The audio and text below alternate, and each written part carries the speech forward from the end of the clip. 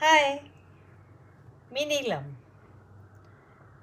आत्ता सध्या मार्च महिना म्हणजे सणवार किंवा नटणे थटणे मुरडणे स्त्रियांचं अशा बऱ्याच गोष्टी मार्चपासून ज्या चालू होतात त्या चालूच राहतात आणि चालूच आहेत.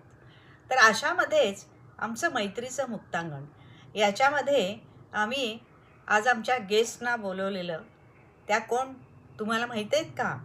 की त्या प्रसिद्ध डायटिशियन पण आहेत, प्रसिद्ध ब्युटिशियन आहेत, त्यानंतर अँकरिंग करतात, जजिंग करतात आणि ऑलराऊंडर आहेत. सगळ्या विषयांमध्ये त्यांची मास्टरी आहे आणि त्या आपल्याला आज सांगणार आहेत बरं का. कशावर? तर अभी नहीं तो कभी नहीं हा त्यांचा विषय आहे. अतिशय सुरेख पद्धतीनं पण सोप्या सोप्या भाषेमध्ये त्यांनी खूप छान सांगितलेलं आहे. आपल्याला सगळ्यांना हा व्हिडिओ नक्की आवडणार आहे याची मला खात्री आहे. आणि असेच विविध प्रकारचे प्रयोग आमच्या मैत्रीचे मुक्तांगणमध्ये चालू असतात. त्यातलाच हा एक. तर तुम्ही तो नक्की बघा, सबस्क्राईब करा, लाईक करा, शेअर करा, कमेंट करा. आणि आता आपण याचा आनंद घेऊया की अभी नहीं तो कभी नहीं.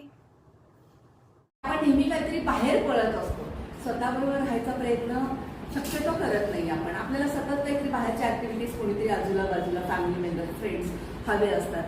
पण आता ह्या स्टेजला येईपर्यंत आपल्याला नक्कीच सगळ्यांना समजलेलं आहे की जेव्हा आपला गुडघा दुखतो, कंबर दुखते, तेव्हा कोण असतात सगळे. पण ते दुखणं फक्त आपल्याला एकटीलाच सहन करायला लागतं.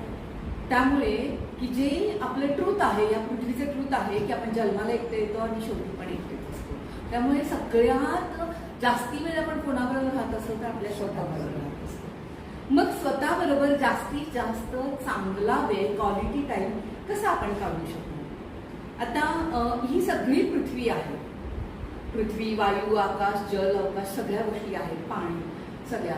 तर ह्या सगळ्या गोष्टी बाहेर आहेत का? पण त्याच सगळ्या गोष्टी आपल्या आतमध्ये आहेत. सगळा निसर्ग आपल्या आतमध्ये आहे. असं म्हणतात की पृथ्वी केवढी आहे? केवढी आहे? आपल्या दृष्टीप्रमाणे पृथ्वी आहे. मला जेवढी दिसते तेवढी पृथ्वी ना. माझी जेवढी कपॅसिटी आहे तेवढी पृथ्वी. माझं जेवढं विजन आहे किंवा माझी जेवढी वैचारिक कपॅसिटी आहे तेवढी पृथ्वी. आपण एकमेकांना नेहमी भेटतो, नेहमी ओळखत असतो. पण आपण तिला पूर्णपणे ओळखतो का? नाही ओळखतो. कारण प्रत्येक क्षणाला ती वेगळी असते.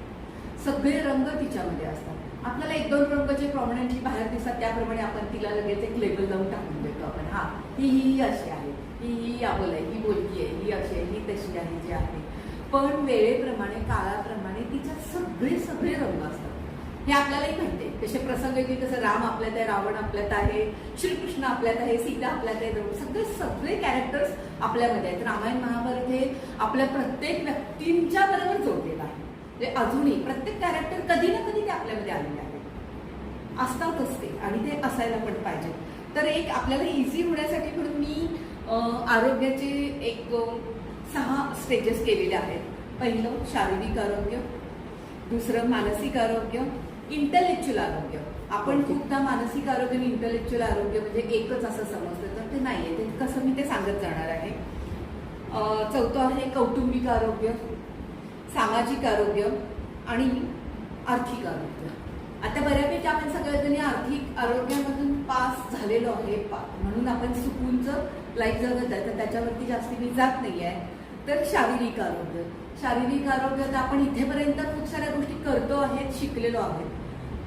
आपण शरीराला वापरतो कसं, शरीराच्या आतमध्ये इंधन घालतो कसं, म्हणजे काय खातो.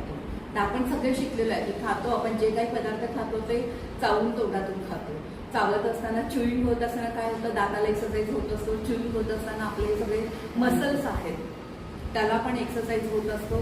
त्याचबरोबर लाळेतले सगळे अन्नघटक त्याच्यामध्ये मिक्स होतात आणि ते डायजेस्ट व्हायला इझी होतं. तर मग अन्न कसं घ्यायला पाहिजे की कमीत कमी 50% कुक फूड आणि 50% रॉ. नेचरनी जसं दिलंय तसं. आता मला माहिती आहे की दातांचे प्रॉब्लेम असतात, सगळं रॉ खाऊ शकत नाही, तर त्याला पण पर्याय तो आपण खिसून घेऊ शकतो. की ताटामध्ये पोर्शनच आपला असाच असला पाहिजे की इकडे हाफ पोर्शन कुक फूड. आता आपल्याला ते मॅनेज कसं करायचं? समजा तुम्ही आधी पहिल्यांदा अर्धीच भाकरी द्यायची, त्याच्याबरोबरची 1 वाटी भाजी, त्याच्याबरोबरची डाळ, त्याच्याबरोबरची 1 वाटी कोशिंबीर, जे काही किसून तुम्ही घेतलेलं आहात ते, त्याच्याबरोबर ते सगळं संपलं पाहिजे. ते सगळं संपवल्यानंतर परत भूक राहिली, मग पुन्हा तुम्ही पुढची चपाती घ्या. पण पुढची चपाती घेत असताना पुन्हा हे प्रपोर्शन पाहिजे त्याच्या बरोबरीला. म्हणजे असं थोडीशी भाजी आणि इतकी चपाती असं नाही व्हायला पाहिजे. आता ती चपाती भाकरी खाताना सुद्धा आपण जास्त प्रयत्न करायला पाहिजे की गव्हामध्ये प्रोटीन वाढण्यासाठी आपण चणा डाळ मिक्स करू शकतो, नाचणी मिक्स करू शकतो, ज्वारीमध्ये आपण अख्खे मूग घालू शकतो साधी सही, ज्वारीमध्ये पुन्हा आपण नाचणी घालू शकतो, आपण जवस घालू शकतो, काळे उडीद घालू शकतो. म्हणजे तीच गोष्ट मी हा इतका जो मी पोर्शन दररोज खाती आहे, तर तीच गोष्ट मला जास्तीत जास्त पौष्टिक माझ्या शरीराला काय मिळते. म्हणजे प्रत्येक घास खात असताना आपलं इतकं विजन क्लिअर पाहिजे की हा मी घास खातीये, याच्यातून मला काय मिळणार आहे. हा एकदा आपला असा तो हे ओपन झालं ना, ती विंडो ओपन झाली की आपल्याला प्रत्येक गोष्टी, पाणीपुरी खाताना आपल्याला फील होतं की अरे मी खायला लागले, पण मला याच्यातून काय मिळणार आहे, माझ्या बॉडीला काय मिळतंय. ही एकदा विंडो ओपन झाली ना की आपोआपच आपलं व्यवस्थितच आरोग्याकडे आपलं लक्ष राहतं किंवा डाएटकडे आपण जागे होतो. आता सकाळी सकाळी बऱ्याचदा आता युनिव्हर्सिटीत मी जाते तर मिसळ खायला चला, मिसळ खाऊया. म्हणजे मिसळ खायचं म्हणजे असं वाटतं की अरे हां, त्याच्यातून पोट तरी भरणार आहे, पण मी नको तेच सगळं खाणार आहे ना. मी तेल खाणार आहे, तळलेलं तर फरसाण खाणार आहे, ब्रेड खाणार आहे, मग यांनी मी कशासाठी पोट भरू. त्याच्यापेक्षा माझ्या पोटाला जे काही गरज आहे, माझ्या शरीराला माझ्या पोषक घटकांसाठी, कारण इथून पुढे हळूहळू आता आपल्या ह्या एजला सगळ्याच गोष्टी आपल्या कमी होत आलेल्या असतात. एज होतं म्हणजे काय होतं की आपल्या पेशी हळूहळू डेड व्हायला लागतात. आपल्या जॉईंट्समधलं जे काही ल्युब्रिकेटिंग आहे ते हळूहळू कमी व्हायला लागतं, म्हणजे बंधन कमी व्हायला लागतं, कॅल्शियम कमी होत आलेलं असतं. म्हणजे उलट आत्ता जास्ती गरज आहे की मला तो विचार करण्याची की मी जे काही पोर्शन खाते त्या पोर्शनमधून माझ्या ह्या सगळ्या बॉडीला चालवण्यासाठीचं सगळं मी त्याच्यातून मला घेतीये का, मी जाते का. तर अन्न कसं, पहिल्यांदा आपण अन्न कसं खातो, पहिल्यांदा आपण नजरेने खातो. कसं दिसलं की वा, पहिल्यांदा नजर जाते, कलर दिसतात, जे काही छान आहे ते दिसतं, क्रिस्पी दिसतं. त्याच्यानंतर काय येतं, आपल्याला स्मेल येतो, मग आपली भूक वाढते, स्मेलनी भूक वाढते. पहिल्यांदा नजरेने खातो, मग नाकाने खातो आणि मग टचनी खातो. बरोबर आहे. अरे वा, सॉफ्ट झाले, छान झाले, कुरकुरीत झाले, जे काही पदार्थ आहेत, आणि त्याच्यानंतर मग आपण तोंडाने खातो. तर इतकं त्याला म्हणून आपल्याकडे अन्नपूर्ण ब्रह्म जे आपण काही म्हणतो आहे, किंवा पाणी सुद्धा पित असताना प्रत्येक सकाळी उठल्या उठल्या जे आपण पाणी पितो त्या पाण्याला सुद्धा ना फील करून प्यायला पाहिजे. हे एक ग्लास मी पाणी पितेय की ते माझ्या बॉडीमध्ये सगळीकडे जाणार आहे, आणि जे काही माझं गुडघा कंबरदुखी जे काही आहे तिथेपर्यंत ॲज अ मेडिसिन पोचणार आहे, तिथेपर्यंत ते औषधाप्रमाणे जाणार आहे, आणि ते माझं दुखणं गायब होणार आहे. कारण सगळे आजार इथे येतात, सगळे आपल्या माइंड. आता इथून पुढेच्या एज म्हणजे आपल्या आफ्टर 50 तर सगळे माइंडमधून आजार आलेले असतात. आपण जसं समजू तसं ते राहतात किंवा जातात. सतत आपण त्याच्याकडे लक्ष द्यायला लागलो किंवा हायलाईट करायला लागलो की जसं आता हे फॅन, लाईट सगळीकडे आहे, पण एकदा तो स्विच ऑन केला की ती इलेक्ट्रिसिटी एक्झूट होऊन, पॉवरफुल होऊन त्या फॅनमधून आपल्याला फिरते आणि हवा येते. तर तसं आपण त्या आजाराला खूप कॉन्सन्ट्रेट करायला लागलो, सतत की तेच हायलाईट व्हायला लागतं आणि तेच चालू होतं. म्हणजे माझा गुडघा दुखते तेच चालू होतं. ते असतं. आता लाईट नाही आहे का आहे, तर ती आपल्याला कनेक्ट करून ती एक रूपाने, ती फॅनच्या रूपाने, लाईटच्या रूपाने ती बाहेर पडते. तर त्यामुळे त्याला कॉन्सन्ट्रेशन न करता आपण ओके इझी ह्या एजप्रमाणे ह्या ज्या काही गोष्टी आहेत त्या येणारच आहेत, त्याच्याबरोबर कसं राहता येईल. म्हणून ते म्हणतात ना, ऍक्सेप्ट द मुवमेंट्स. आणि आपण ते शिकलेलोच आहे की ठेवले जसे आनंदी तसेच राहावे. जे काही गोष्टी आहेत त्या आपण काहीच बदलू शकत नाही. आज माझं इथे येणं, नीलमनी सांगणं, मी हो म्हणणं, मी येणं, आपण जेवढ्यांनी इथे हजर आहेत त्यांच्याबरोबर माझं भेट होणं, इंटरॅक्शन होणं, हे कुठेतरी हे फिक्स होतं की भेट घडणार होती. तर मग आपण काहीच बदलू शकत नाही. आपण काय बदलू शकतो? काहीच नाही बदलू शकत. आपल्याला त्रास तेव्हाच होतो की आपण समजतो की मी करणार आहे, मी बदलणार आहे, किंवा नाही मला आता असं करायचं. मग तसं नाही झालं की आपल्याला त्रास, त्याच्यामुळेच आपल्याला त्रास होतो ना. त्याचा विचारच नाही केला की आपल्याला कशाचाच त्रास होतो. मी असं करणार आहे, घरात असं करणार आहे, किंवा मुलाचं नातवाचं जे काही गोष्टी आहेत ते नाही मी असं झालं पाहिजे, नाही की म्हणजे मी करणार आहे हे जेव्हा आपण करायला लागतो ना, ते तेव्हा आपल्याला पण त्रास होतो. आणि आता ज्या स्टेजवर आपण सगळ्याच गेलेलो असतो, मी पण गेलेली आहे, आणि इझी ते आपल्याला ऍक्सेप्ट होतच नाही. जेव्हा आपण या स्टेजेस पार करतो आणि मग तेव्हा मागे वळून बघतो तेव्हा आपल्याला कळतं की अरे हो, काहीच अर्थ नाही आहे, मी काय बदलू शकलो, काहीच नाही. किती त्रास केला, रडलो, काही झालं तर काही बदलता येत नाही. घडणाऱ्या गोष्टी त्या घडतच असतात. म्हणून तर म्हणतात ना की देव कुठे आहे आपल्यामध्ये. कारण आपणच नसू त्या देवाला बघायला, तर देव कुठे आहे? नाहीच आहे ना. मी डोळे बंद केले, मी अमान्य केलं की देव नाहीये, तर देव नाहीच आहे. पण मी डोळे बंद करून सुद्धा मी फील केलं की हो देव आहे, हे मी फील केलं तर देव आहे. म्हणजे देव तिथे जाऊन अगदी मूर्तीतच आहे आणि तिथे जाऊनच नमस्कार करायला पाहिजे असं नाहीच आहे ना, आपल्यामध्येच आहे. आता आपल्याला माहिती आहे दिशा किती माहिती आहे? 10 दिशा माहिती आहेत, बरोबर? 8 वरती खालती. अजूनही काय आमचे गुरु सांगतात की 11वी दिशा कुठली? माझ्या स्वतःपासून चालू. म्हणजे सगळ्या 10 दिशा जरी फिरल्या तर त्या 10 दिशा कुठून येतात, सुरू होत आहेत माझ्यापासून. मी म्हणणार ना जे काही आहे ते, म्हणजे माझ्याकडे येणारी एक 11वी दिशा आहे की ह्या दृष्टीने आपण कधीच विचार केलेला नाही. म्हणजे मी किती मोठा आहे, माझ्यासाठी मी किती महत्वाचा आहे. आणि आपण हेच सगळे विसरून, म्हणजे स्त्रिया तरी साधारणतः आपल्या जनरेशनच्या सगळ्या स्त्रिया आपण माझ्यासाठी मी हे पूर्णच विसरलेलो. कारण आपल्या लहानपणापासून काय शिकवलेलं आहे की समर्पण, सॅक्रिफाईस, सगळ्यांसाठी हे केलं ते केलं की म्हणजे मी चांगली, म्हणजे मी आदर्श स्त्री, मी आदर्श गृहिणी, मी आदर्श आई, आदर्श बायको, जे काही असेल ते. पण तिथे तू पण एक व्यक्ती आहेस, तू पण एक जन्माला आलेली आहेस, तुला पण ह्या बेसिक गोष्टींची अधिकार आहेत. ह्याची जाणीव आपणच आपल्याला करून घेतलेली नाही. कोण देणार तरी नाहीच, पण आपणच नाही करून घेतली ना. आपण आता आपण म्हणतो की आत्ताच्या मुलीशी ना त्यांच्याप्रमाणे आपण वागतो. आपणच म्हणतो की नाही नाही नाही तिला नको, तिला नाही तसं आवडणार, तिला नाही तसं चालणार. हा ते काय आपण आहे का? नाही नाही तिला हे अशाच पद्धतीने बोलायला पाहिजे, अशाच पद्धतीने सांगायला पाहिजे. अगदी आपली मुलगी जरी असली तरी की तिला हे असं नाही चालणार का? कारण त्यांनी त्यांचं अस्तित्व आपल्याला दाखवलेलं आहे. म्हणजे ते आपणच मान्य करतोय ना, त्यांचं अस्तित्व आपणच मान्य करतोय. पण तसं आपल्याला कोण म्हणतंय की नाही नाही नाही तिला असं चालणार नाही, तिच्याशी नवरा म्हणत नाही, बाकीचं कोणीच म्हणत नाही की हिला असं कसं चालेल नाही, तिच्याशी हे सांगू नका की हे काही करणार नाही, किंवा हिला हे बोलू नका, हे हिला पटणार नाही, हिला आवडणार नाही, तिला ते अपमानास्पद वाटेल, असं कोणीच विचार केला नाही. कारण आपणच अलाव केले स्वतःला. आता तो काळ पण तसा होता. तर म्हणून मग आत्ता नाही तर कधी नाही, मग आत्ताच कधीतरी मी माझ्यासाठी हे मीच ठरवायला पाहिजे. मी नाही ठरवलं तर कोणीच नाही ठरवणार, दुसरं कोणीच नाही. मग असंच आपल्याला शेवट जेव्हा येतो. माझी एक आत्या होती, अगदी शेवटी ती अपंग झाली, खूप काही प्रॉब्लेम झाले, आणि इतकी शेवटी ती घरात भांडायची की काही ना काही सगळ्यांना बोलत राहायची, सुनांना, मुलांना. इतके कंटाळे की सगळेजण घर सोडून गेले. तिला चालता येत नव्हतं, ती अशी घसरत चालायची. त्या घरात तिला एकटीला सोडून गेले. मग सगळ्यांचं असं झालं की तिच्या डोक्याला परिणाम झालाय, तिला कळतच नाही, म्हातारी झाली आता तरी तिला कळत नाही, सगळ्यांचं बघवत नाही. तिला सून मुलगा बेडरूममध्ये झोपत असले तरी ही शिव करून काहीतरी बडबडते, काहीतरी खराब बोलते, वाईट बोलते, असं तसं. मी जेव्हा तिचा अभ्यास केला तेव्हा माझ्या लक्षात आलं की अरे लाईफ लॉंग तिला कुणी तिला काही व्हॅल्यूच दिलेली होती. म्हणजे तिला सेंटर ऑफ अट्रॅक्शन किंवा जे काही आहे तो प्रकार तिला कधी माहीतच नाहीये. जेव्हा शेवट आला तेव्हा तिला ते फील व्हायला लागलं की मी आयुष्यभर काय केलं, काहीच नाही, मला कसलीच व्हॅल्यू नाही. म्हणजे अगदी भाऊ लोक पण, तिच्या माहेरचे लोक पण जाऊन काय झालं तुला 2 वेळचं जेवायला मिळतंय ना, जेवण बेस्ट की गप्प, तुला कशाला पाहिजे इकडे तिकडे लक्ष घालायला, तुला काय अडलंय ह्या सगळ्या गोष्टी बघायला.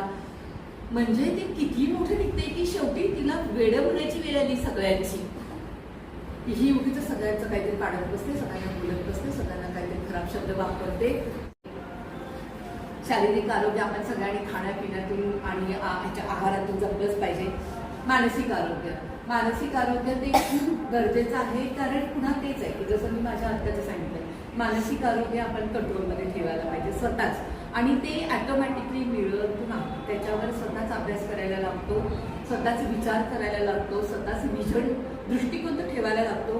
तेव्हा आपलं मानसिक आरोग्य जास्तीत जास्त चांगलं राहतं. आणि शेवटपर्यंत ती विचारशक्ती, तो बघण्याचा दृष्टिकोन, एकमेकांच्या बरोबरचं रिलेशन, ह्या सगळ्या गोष्टी मानसिक आरोग्य तेव्हा चांगलं राहतं. इंटेलेक्च्युअल म्हणजे मला काय म्हणायचं आहे, आता मी जे काय बोलतेय ते मला कळतंय,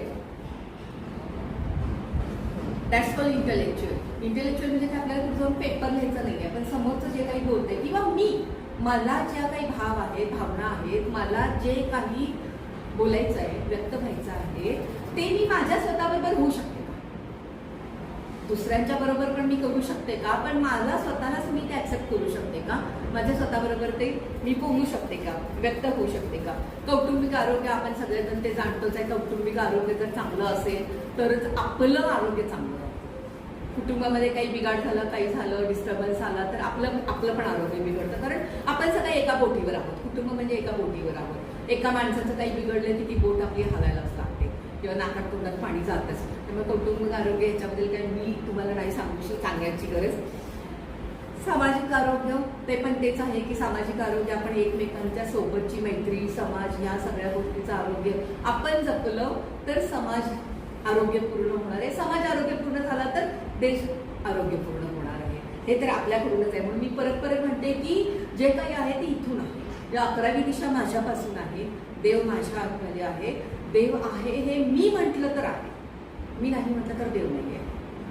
त्यामुळे देवाचं अस्तित्व सुद्धा आपल्यापासून सुरुवात होते ना. आम्ही डोळे बंद केले, आम्ही अमान्य केलं की देवाचं अस्तित्व नाही, माझ्या पुरतं नाही.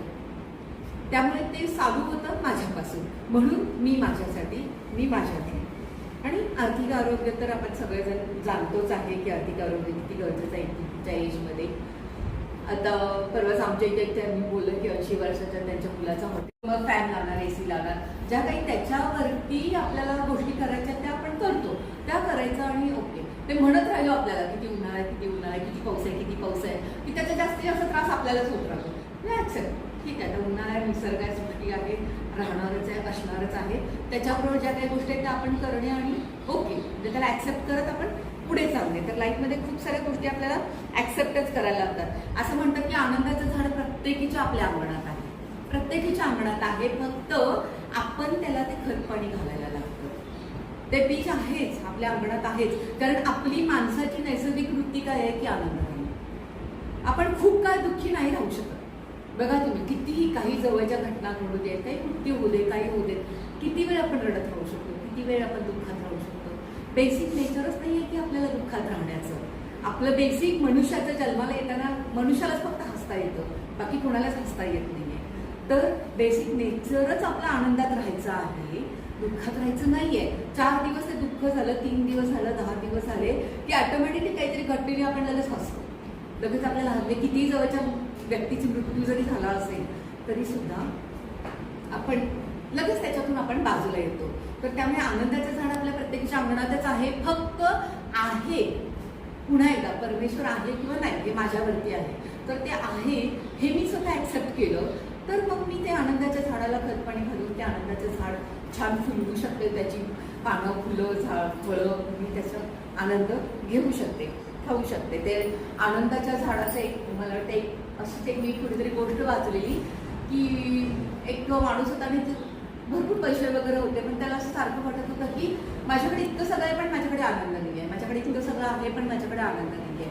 तो ते सगळे पैसे काय जे आहे ते सगळं गोळा करतो आणि तो आनंद विकत द्या म्हणून फिरायला लागतो सगळीकडे. इकडे जातो, तिकडे जातो, हे घ्या आणि मला आनंद द्या, हे घ्या आणि मला आनंद द्या. असंच फिरत फिरत फिरत फिरत तो कुठे एका गावाच्या बाहेर जातो आणि तिथे असं तो बसलेलं असताना ते कोणीतरी येतं आणि त्याचं ते सगळं पैशाचं गाठोडे सगळं उचलून पळून घेऊन जातो. आणि मग त्याच्यानंतर तो म्हणजे हतबल होतो, दुःखी पष्टी होतो, रडायला लागतो की अरे माझं हे गेलं, पैसे गेले गेले गेले गेले. तेव्हा ते साधू एक त्याला रस्त्यात भेटतात आणि साधू म्हणतात की अरे तुझ्याकडे सगळं होतं ना, तुझ्याकडेच आनंदाच्या सगळ्या गोष्टी होत्या, ते तुझ्याकडे आहे, तुला ते माहितीच नाहीये आणि तू ते फिरत बसलायस की मला आनंद द्या, मला आनंद द्या. आता तुला जेव्हा दुःख होतं तेव्हा तुला कळते की तुझ्याकडे आनंद होता आणि तो कोणीतरी तुला हिरावून नेला. तर आनंद आपल्या आठवड्यातच आहे, आपल्या पर्समध्येच आहे, आपल्या घरातच आहे, आपल्या आतमध्ये आहे. तो आपल्याला घेता आला पाहिजे.